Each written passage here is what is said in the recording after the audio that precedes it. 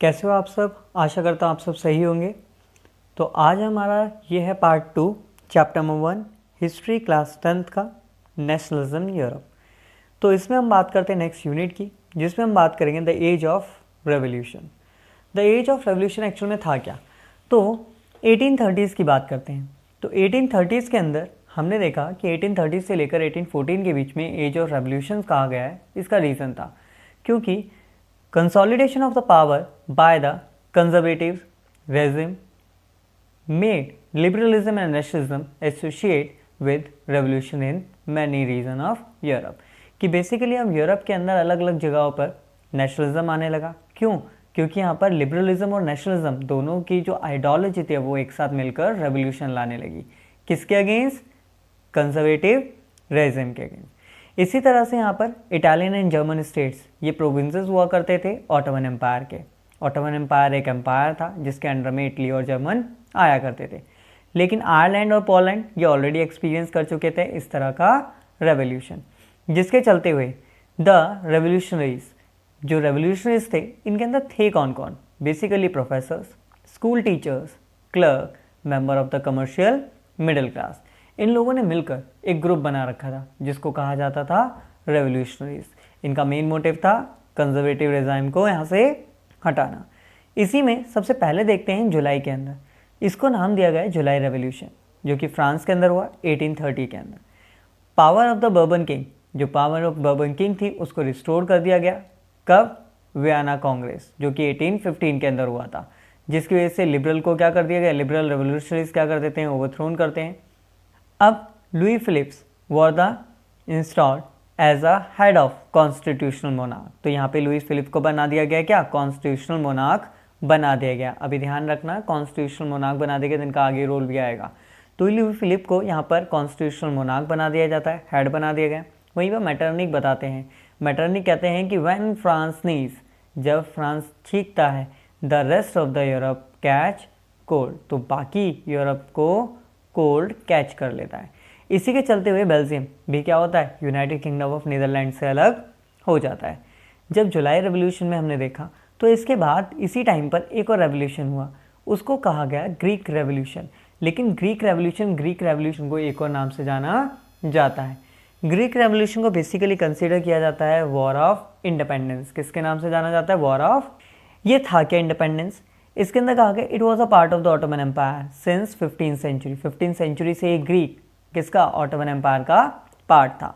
1821 में ग्रोथ होती है नेशनलिज्म की, जो कि यूरोप के अंदर स्टार्ट हुआ। तो यहीं से ही ग्रीक जो स्ट्रगल था, Greek struggle for independence from Ottoman Empire rule, तो बेसिकली जो ऑटोमन एम्पायर के अगेंस्ट यहाँ पे क्या आता है, स्टार्ट हो जाता है क्या, नेशनलिज्म का एक स्ट्रगल। सपोर्ट करती है ग्रीक को वेस्ट यूरोपियन कंट्रीज, जिसकी वजह से इसके सपोर्ट से ही जो रेवोल्यूशन होता है वो इंस्पायर होता है by the ancient Greek culture and literature like poet and artist, जिसकी वजह से यहाँ पर अब रेवोल्यूशन तो हुआ लेकिन इंस्पायर किससे था, अभी अभी हमने देखा एंशिएंट ग्रीक कल्चर और लिटरेचर से, जिसकी वजह से यहाँ पे जो आर्टिस्ट थे उन्होंने भी एक अपना रोल प्ले करा, जैसे कि लॉर्ड बायरन, ये क्या थे, एक फेमस इंग्लिश पोएट थे। लेकिन 1832 के अंदर ग्रीस रिकॉग्नाइज कर दिया जाता है एज अ इंडिपेंडेंट नेशन। किसके बाद? द ट्रीटी ऑफ कॉन्स्टेंटिनोपल के बाद। तो बेसिकली अब यहाँ पर ये ट्रीटी हुई। इस ट्रीटी के बाद अनाउंस कर दिया गया कि अब ग्रीक एक इंडिपेंडेंट नेशन है, अब वो किसी का कोई कॉलोनी नहीं है, जिसके चलते अब नेक्स्ट हमारा आता है the romantic imagination and national feeling. ये था क्या? जैसे कि हम ऑलरेडी जानते हैं कल्चर प्लेड करता है एक इंपॉर्टेंट रोल, क्योंकि क्रिएट करता है आइडिया ऑफ द नेशन। क्योंकि एक नेशन का अगर एक कॉमन कल्चर नहीं होगा तो उसको हम नेशन कंसीडर नहीं करेंगे। इसी तरह से जो कल्चरल जो मूवमेंट था ये रिजेक्ट करता है साइंस एंड रीजंस। ये कहता है कि इमोशंस पर वर्क करने के लिए कहता है, मतलब इंट्रोड्यूस कराता है क्या, इमोशंस। इसी के चलते the concern of the Romantics was, अगर इनकी बात करें तो क्रिएट करता है sense of share collective heritage, कि बेसिकली हम सब के कॉमन और हमें अपने हेरिटेज को शेयर करना चाहिए और कॉमन कल्चर होना चाहिए, जिससे नेशनलिज्म क्या हो, ग्रो कर पाए। इसी के चलते यहाँ पर एक पर्सन आते हैं जिनका नाम क्या है, जॉन गॉटफ्राइड हर्डर। तो ये क्या बताते हैं, एक जर्मन फिलोसोफर होते हैं और रोमानेटिस्ट होते हैं, जिसकी वजह से इनका बिलीव क्या था, अगर जर्मन कल्चर को अगर आपको डिस्कवर करना है तो वो आपको कहाँ मिलेगा, ओनली अमंग कॉमन पीपल, कि आपको कॉमन लोगों के बीच में ही वो जर्मन कल्चर को आप ढूंढ पाओगे। इसी तरह से एम्फेसाइज करते हैं ये वर्नाकुलर लैंग्वेजेस को लेकर और folklores for conveying their ideas to illiterate mass. तो आपको अगर मान लो इलिटरेट लोगों को अपना आइडिया अगर देना है तो आपको क्या करना पड़ेगा, फोकलोर्स की हेल्प लेनी पड़ेगी। इसी के चलते हुए फिर नेक्स्ट आता है हमारा नेशनलिटिक फीलिंग। अभी नेशनलिटिक फीलिंग क्या था, ये भी हमारा 1830s में हुआ। तो कल्चर जो कि art and poetry and story and music ये प्ले करते हैं एक इम्पॉर्टेंट रोल, किसके लिए, shaping and expression of nationalistic feeling and nation. तो नेशन के अंदर देखा जाए तो नेशनलिटिक फीलिंग को शेप करने के लिए, एक्सप्रेस करने के लिए ये कल्चर या फिर पोएट्री, स्टोरी, म्यूज़िक, ये सब हमारे आर्ट एक बहुत इंपॉर्टेंट रोल प्ले करती है। The society and the nation recognising होता है we and they share trail by its member. तो बेसिकली यहाँ पे कोई इंडिविजुअल नहीं है, कोई आई नहीं है, हम सब कौन है, वी। यहाँ पे वी का कॉन्सेप्ट आता है। इसी के चलते हुए फिर नेक्स्ट हमारी यूनिट आती है hunger, hardship, popular revolt. Hunger, hardship, popular revolt में क्या था, ड्यूरिंग 1830s के टाइम पर हमारा क्या था, ग्रेट इकोनॉमिक हार्डशिप जो कि यूरोप में रही। या आप अभी चैप्टर नंबर 3 जो कि हिस्ट्री का है उसके अंदर भी आपको इसके बारे में पढ़ने को मिलेगा। द रेशो ऑफ द, इसके अंदर देखा क्या जाता है, the ratio of the rise of population. Basically population तो बढ़ती है लेकिन was higher than the employment, कि इतनी जल्दी एम्प्लॉयमेंट नहीं बढ़ती है, because of overcrowded slums. Slums क्या हो जाते हैं, ओवर क्राउड हो जाते हैं। और रूरल पॉपुलेशन क्या करती है, माइग्रेशन करती है, कहाँ पर, सिटीज़ में। ऑब्वियस सी बात है, जब क्राउड बढ़ जाएगा तो लोगों को क्या करना पड़ेगा, शहरों की तरफ भागना पड़ेगा, क्या करने के लिए, जॉब करने के लिए। और अगर उन्हें जॉब नहीं मिलेगी तो वहाँ पे अनएम्प्लॉयमेंट आ जाएगी। इसी के चलते हुए यहाँ पर जो पीजेंट्स थे स्टिल सफ़र कर रहे थे। अभी भी अगर देखा जाए तो क्या था, जो पीजेंट्स थे वो भी क्या कर रहे थे, सफ़र कर रहे थे, और वो अभी भी फ्यूडल ड्यूज के अंडर दबे हुए थे, जिसकी वजह से अब धीरे धीरे राइज होते हैं फूड के प्राइस। ऑब्वियस सी बात है, जब किसान ग्रो ही नहीं करेगा, एग्रीकल्चर किसी तरह से क्रॉप को प्रोड्यूस ही नहीं करेगा, क्रॉप मार्केट में आएगी नहीं, तो जो क्रॉप अवेलेबल होगी उसके प्राइस क्या हो जाएंगे, ऑलरेडी इंक्रीज हो जाएंगे, क्योंकि सप्लाई नहीं है। इसी के चलते हुए ऐसा इसलिए भी हुआ क्योंकि वहाँ पे बैड हार्वेस्टिंग हुई, क्योंकि वो सवाल जो था वो फसल खराब हो गई। इन 1848 जिसमें फ्रांस के अंदर होता क्या है, पेरिस क्या करता है, एक्सपीरियंस करता है फूड शॉर्टेज, क्योंकि अभी हमने बात करी फूड शॉर्टेज के बारे में। वाइड स्प्रेड हो जाता है, अनएम्प्लॉयमेंट एक्सपीरियंस करता है पेरिस। इसी की तरह से यहाँ पर barricades were made and Louis Philippe were force to flee. अभी हमने बात की थी, लुई फिलिप्स को कॉन्स्टिट्यूशनल मोनार्क बना दिया गया था। Louis Philips was force to flee, इनको जबरदस्ती यहाँ से भेजने के लिए कहा जा रहा था। National assembly proclaim a republic और suffrage to all males above 21 was granted. तो कहा गया कि सफरेज मिलेगा किसको, सभी 21 साल से ज़्यादा वाले सिर्फ और सिर्फ मेल को मिलेगा। The right of work was guaranteed, जिसकी वजह से राइट ऑफ वर्क की बात की गई कि सबको काम करने का अधिकार दिया जाएगा। लेकिन इन 1845 जो सिलेसिया के अंदर होता क्या है, वीवर्स क्या करते हैं, रिवोल्ट करते हैं, किसके अगेंस्ट द कॉन्ट्रैक्टर। कॉन्ट्रैक्टर क्यों इनके अगेंस्ट क्यों ये रिवोल्ट करते हैं, ठीक है, अगेंस्ट क्यों यहाँ पे स्ट्राइक करते हैं। बेसिकली कॉन्ट्रैक्टर क्या करते हैं, यहाँ पे ड्रास्टिक रिडक्शन कर देते हैं उनकी पेमेंट के अंदर।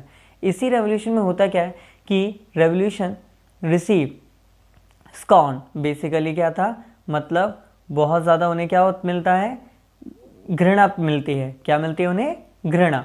तो इसी वजह से रिसीव करते हैं वो क्या, स्कॉन रिसीव करते हैं, घृणा रिसीव करते हैं। इसका मतलब ये क्या था कि देखा गया, इसका रिजल्ट ये रहा कि जिसकी वजह से यहाँ पे जो कॉन्फ्लिक्ट हुई उसके अंदर प्रॉब्लम हुई, और उस प्रॉब्लम के अंदर अप्रॉक्सीमेट कितने 11 वीवर्स क्या हो जाते हैं, उनकी डेथ हो गई।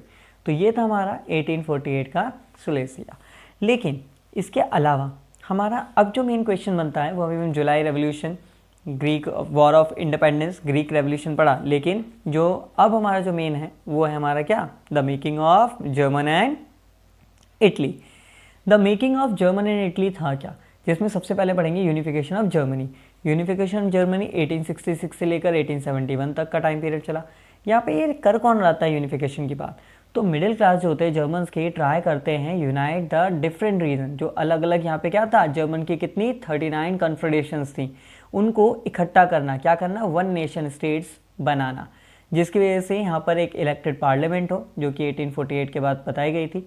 लेकिन इस यूनिफिकेशन के लिए किसी को तो आगे आना पड़ेगा। वो आगे कौन आया? वो आगे आता है कौन? प्रूशिया। इसको लीड करता है कौन? प्रूशिया। प्रूशिया अगर देखें तो नेशन बिल्डिंग एक्ट, जो कि क्या करा गया था, रिप्रेस करा गया था बाय द कंबाइंड फोर्स, किस किसके, मोनार्क, मिलिट्री एंड सपोर्ट कौन करा था इन्हें? Third one, land owners. ये जो लैंड ओनर्स है इनके लिए टर्म यूज किया जाता था, वो कौन थे? जंकर्स। इसी के चलते लीडरशिप, ये जो मूवमेंट स्टार्ट होता है नेशनल यूनिफिकेशन का, ये कौन लीड कर रहा था? प्रूशिया कर रहा था। प्रूशिया के एक चीफ मिनिस्टर थे जिनका नाम क्या था? Ottoman Bismarck. ऑटोमन बिस्मार्क को ही जर्मन का आर्किटेक्ट कहा जाता है। ये क्वेश्चन पूछा जाता है आपसे कि जर्मन का आर्किटेक्ट कौन था, तो आप बताओगे ऑटोमन बिस्मार्क। आगे करता है इसी तरह से आफ्टर द फाइटिंग 3 वॉर्स, ये क्या करता है? 3 वॉर्स इन्होंने लड़ी ओवर 7 ईयर्स, 7 साल के अंदर। इसी वजह से combined force of Austria, Denmark and France and process of unification of Germany was completed. कि ये क्या करते हैं? 3 लड़ाई 7 सालों में लड़ी। किन के अगेंस्ट लड़ते हैं ये? ऑस्ट्रिया, डेनमार्क और फ्रांस की कंबाइंड फोर्स के अगेंस्ट। और इसी वजह से जर्मन को क्या कर दिया गया? इन्होंने यूनिफाइड कर दिया गया। कितने स्टेट्स थे उसके? 39 कॉन्फेडरेशन स्टेट। तो उसको क्या कर देते हैं? यूनिफाइड कर देते हैं। जनवरी 18, 1871, जनवरी 18, 1871 क्या करते हैं? न्यू जर्मन एम्पायर को हेड बना दिया जाता है, जो कि जर्मन एम्पायर क्या था? केजर विलियम फर्स्ट थे। डिक्लेयर कर दिया गया हॉल ऑफ मिरर के अंदर, जो कि कहाँ था? Palace of Versailles. तो कहाँ पे था? Palace of Versailles. इसी के चलते यूनिफिकेशन ऑफ जर्मन हो गया, इस्टेब्लिश हो जाता है एक पर्शियन डोमिनेंस इन यूरोप। तो न्यू जर्मन एम्पायर जब बनता है तो वो मॉडर्नाइज करते हैं कुछ चीज़ों को, जिसमें कि एक आता है करेंसी, दूसरा आता है बैंकिंग, तीसरा आता है लीगल एंड जुडिशियल सिस्टम। तो जिससे हमें पता चला कि किस तरह से यूनिफिकेशन ऑफ जर्मनी हुआ। तो हमने कुछ नहीं पढ़ा इसके अंदर। पढ़ाई क्या था हमने स्टार्टिंग में? सबसे पहले मिडिल क्लास आई। मिडिल क्लास ने इस कन्फेडरेशन स्टेट को एक करने की सोचा, इसको लीड करा प्रूशिया ने। प्रूशिया ने जब लीड करा तो इस मूवमेंट को नेशनल यूनिफिकेशन की बात करी गई। इसके एक चीफ मिनिस्टर थे जिनका नाम था ऑटोमन बिस्मार्क। उन्होंने हेल्प करी, रोल प्ले करा। इन्होंने 7 साल के अंदर 3 लड़ाइयाँ लड़ी। किन के अगेंस्ट? ऑस्ट्रिया, डेनमार्क और फ्रांस की कंबाइंड फोर्स के अगेंस्ट। एट द एंड जनवरी 18, 1871 को यहाँ पर हेड बना दिए गए और यहाँ पर जर्मन को इस्टेब्लिश कर दिया गया, जिसपे पर्शियन का क्या था? डोमिनेंस था। और इन्होंने बाद में अपनी currency, banking, legal and judicial system भी इंट्रोड्यूस करा दिया। लेकिन जर्मन के बाद अभी हमने देखा था the making of German and Italy, तो फिर हमारा दूसरा कौन होगा? इटली। तो इटली का यूनिफिकेशन क्या था? क्योंकि इटली भी सिर्फ और सिर्फ एक नेशन नहीं था, वो भी कई सारे पार्ट में डिवाइड था। इसी को कहा गया unification of Italy. Unification of Italy था क्या? Italy during the middle of the 19th century basically divided था 7 स्टेट्स के अंदर। यहाँ पर सर्डिनिया पिटमंट पर ही इटालियन प्रिंसली हाउस रूल किया करता था। बाकी जगहों पे कौन रूल करता था? नॉर्थ में ऑस्ट्रियन हैब्सबर्ग रूल किया करता था, सेंटर में पॉप और साउथ में बर्बन किंग ऑफ स्पेन। ध्यान रखना, बर्बन किंग ऑफ स्पेन अभी नाम आएगा दोबारा। तो इसी के चलते हमने देखा डिवाइड था 7 स्टेट्स के अंदर। सर्डिनिया पिटमंट पर ही इटालियन प्रिंसली हाउस रूल किया करते थे। नॉर्थ में ऑस्ट्रियन हैब्सबर्ग, उसके अलावा सेंटर में पोप और साउथ में bourbon king of Spain rule किया करते थे। इसी के चलते बाद में आता है इटालियन लैंग्वेज हैड वेराइटीज़। तो basically Italian language had varieties देखने को मिलती थी। ड्यूरिंग 1830s में क्या हुआ? जिससे मैज़िनी एक पर्सन आते हैं, इन्होंने एक प्रोग्राम स्टार्ट करते हैं, किसका? Unifying the Italian Republic. Italian Republic को क्या करना? यूनिफाइंग करना। इसके चलते हुए यहाँ पर एक सीक्रेट सोसाइटी जिसका नाम था यंग इटली। लेकिन 1831, 1848 के अंदर ये 2 बार ट्राई हुआ, लेकिन ये फेल हो गए। जब फेल हो जाते तो उस टाइम पे किंग थे विक्टर इमैनुअल सेकंड। ये क्या थे? सर्डिनिया पिटमंट को जो to unified the Italian states. लेकिन वहाँ पे एक चीफ मिनिस्टर थे सर्डिनिया पिटमंट के। सर्डिनिया पिटमंट आपको ऑलरेडी पता है कि यहाँ पे कौन था? इटालियन प्रिंस थे। तो ऑलरेडी ये तो इटली के यूनिफिकेशन में हेल्प करेंगे ही करेंगे। इसी के चलते हुए यहाँ पे एक चीफ मिनिस्टर थे जिनका नाम था काउंट कैपो। ये क्या करते हैं? इस मूवमेंट को लीड करते हैं। 1859 के अंदर large number of people under किसके?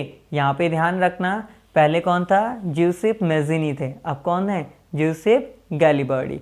ये ज्वाइन करते एक मूवमेंट को जिसमें सर्डिनिया पिटमंट भी क्या होता है? उनके अलायंस के साथ हेल्प करता है और France defeated the Austrian force. और यहाँ पर ऑस्ट्रियन फोर्स को हरा दिया जाता है। सर्डेनिया पिडमंट्स क्या करते हैं, अब ये फोर्स करते हैं मार्च इनटू द साउथ, ये साउथ की तरफ मूव करते हैं। और आपको पता है साउथ के अंदर अभी हमने पढ़ा था, साउथ के अंदर कौन था, बर्बन किंग ऑफ स्पेन। तो bourbon of king of Spain को ये डिफीट कर देते हैं। अब हरा दिया तो यहाँ पे साउथ के अंदर the two Silesia and drove out the Spanish ruler in 1860s। और आपको पता है स्पेनिश रूलर कौन था, बर्बन किंग ऑफ स्पेन था साउथ के अंदर, उसको इन्होंने 1860 तक हटा दिया। और 1861 के अंदर विक्टर इमैनुअल को डिक्लेयर कर दिया क्या, किंग ऑफ यूनाइटेड इटली। और यूनाइटेड इटली एंड रोम को क्या बना दिया गया, डिक्लेयर कर दिया गया कैपिटल ऑफ इटली। तो इसमें हमने पढ़ा क्या, इसमें हमने सबसे पहले देखा कि इटली 7 स्टेट्स के अंदर डिवाइड था। यहाँ पे सर्डेनिया पिडमंट के अंदर ही इटालियन प्रिंसली हाउस यहाँ पे रूल किया करते थे। इसके अलावा नॉर्थ में ऑस्ट्रिया हब्सबर्ग, उसके अलावा सेंटर में pop, bourbon king of Spain rule करते थे। इटालियन लैंग्वेज को यहाँ पे वैराइटीज़ देखने को मिलती थी। ड्यूरिंग द 1830s जिससे मैजिनी आते हैं, फेल हो जाते हैं, सीक्रेट सोसाइटी बनाते हैं, फिर बाद में विक्टर इमैनुअल सेकेंड आते हैं। यहाँ पे सर्डेनिया पिडमॉन्ट जो कि इटालियन प्रिंस वहाँ पे रूल कर रहे थे, उसके चीफ मिनिस्टर काउंट कैवूर आते हैं, इस मूवमेंट को लीड करते हैं। 1859 के अंदर जोसेफ गैरिबाल्डी आते हैं और सर्डेनिया पिडमॉन्ट को मार्च करते हैं साउथ की तरफ और वहाँ पे वो रूल कर लेते हैं और स्पेन के जो बर्बन डायनेस्टीज को डिफीट कर देते हैं। और 1861 के अंदर इमैनुअल को यहाँ पे डिक्लेयर कर दिया जाता है कि आप कौन हो, यूनिफाइड इटली के किंग हो। और दूसरा यहाँ पर रोम को डिक्लेयर कर दिया गया क्या, कैपिटल ऑफ इटली। लेकिन जिस तरह से जर्मन और इटली का सिचुएशन रहा उस तरह से थोड़ा सा ब्रिटेन का अलग था। इसी तरह से यहाँ पे कहा जाए स्ट्रेंज केस ऑफ ब्रिटेन। हम किसकी बात करेंगे, थर्ड ब्रिटेन की। वो पता लगे कि ब्रिटेन से ज़्यादा क्वेश्चन नहीं आता लेकिन कभी भी पूछा जा सकता है, तो इसलिए पढ़ना है। इसी के चलते प्राइमरली जो आइडेंटिटीज़ थी ये based on ethnicity such as English, world, Scot, Irish. तो बेसिकली यहाँ पे प्राइमरी जो आइडेंटिटीज़ थी वो क्या थी, एथनिसिटी थी, जैसे कि इंग्लिश, वॉल्स, स्कॉट, आयरिश। लेकिन यहाँ पे कोई भी नेशन स्टेट 18th सेंचुरी से पहले नहीं था। इसके अलावा जब ग्रोथ हुई पावर की तो इंग्लिश नेशन क्या करता है, इन्फ्लुएंस होता है अदर नेशन और चीज़ों से, influence over the other Nations and islands. इसी के चलते इंग्लिश जो पार्लियामेंट थी वो क्या कर दी गई थी, power from the monarchy and, ठीक है, and it establish as a nation state in 1688, जिसकी वजह से यूनाइटेड किंगडम के ग्रेट ब्रिटेन फॉर्म होता है। ग्रेट ब्रिटेन कैसे फॉर्म हुआ, क्योंकि जब इंग्लैंड और स्कॉटलैंड के बीच में क्या होता है, एक यूनियन को लेकर एक एक्ट बना। इंग्लैंड और स्कॉटलैंड के बीच में जब एक्ट बना तो उससे हम कहा, तब से हम कहते हैं उसको ग्रेट ब्रिटेन कहा जाता है। लेकिन इंग्लैंड के अंदर डोमिनेंस किसका था, इंग्लिश लोगों का था। तो इंग्लैंड डोमिनेट करता था किस पर, स्कॉटलैंड और आयरलैंड पर, जिसकी वजह से all sphere of British parliament was dominate by the English member. ये देखो इंग्लैंड डोमिनेट कर रहा है कंट्रीज़ पर और इंग्लैंड की जो पार्लियामेंट थी उसके अंदर डोमिनेट करते थे इंग्लिश मेंबर, बेसिकली इंग्लैंड के ही लोग। 1801 के अंदर आयरलैंड क्या करता है, forcefully taken by the British after the failed revolution led by the and United Irishman 1798। तो बेसिकली अब ट्राई किया गया बाकी कंट्रीज में इंडिपेंडेंट होने का, लेकिन ऐसा हो नहीं पाया, जिसके चलते हुए अब यहाँ पर जो इरिशमैन थे, आयरलैंड बेसिकली, उसको भी अब ब्रिटिश ने अपने कंट्रोल में ले लिया। A new British nation form हो गया जिसमें वेरियस सिंबल्स थे, ब्रिटिश फ्लैग था, नेशनल एंथम था और इंग्लिश लैंग्वेज थी। इसको लेकर कहा गया कि यूनिफिकेशन ऑफ ब्रिटेन कह सकते हो, लेकिन ये एक स्ट्रेंज केस था। लेकिन फिर लास्ट हमारा आता है विजुलाइजिंग द नेशन। किसकी बात करेंगे हम, visualising the nation. Visualising the nation में हम देखते हैं नेशन को एक फीमेल आइडेंटिटी दिखाया गया आर्टिस्ट थे 19th सेंचुरीज के अंदर, जैसे कि फीमेल यहाँ पे allegories such as the liberty, justice, republic को लेकर बताया गया है। फ्रांस के अंदर आपको पता ही है कौन था, मरियाने, और वहीं पर जर्मन के अंदर जर्मेनिया। ये यहाँ पर नेशनल एलिगरी मतलब आइडेंटिटीज़ थी जो कि एक नेशनल सिंबल की तरह दिखाई गई थी। तो फिर आशा करता हूँ आपको ये दोनों पार्ट क्लियर हो गए होंगे। आप इनको अपनी बुक में से एक बार रीड आउट करें। कोई भी अगर डाउट होता है तो आप हमारे इंस्टाग्राम हैंडल पर भी आप हमसे डायरेक्ट मैसेज करके पूछ सकते हैं। तो आप अपने एग्ज़ाम की तैयारी ऐसे करते रहिए। जब तक के लिए मिलते हैं फिर नेक्स्ट वीडियो में। जब तक के लिए धन्यवाद।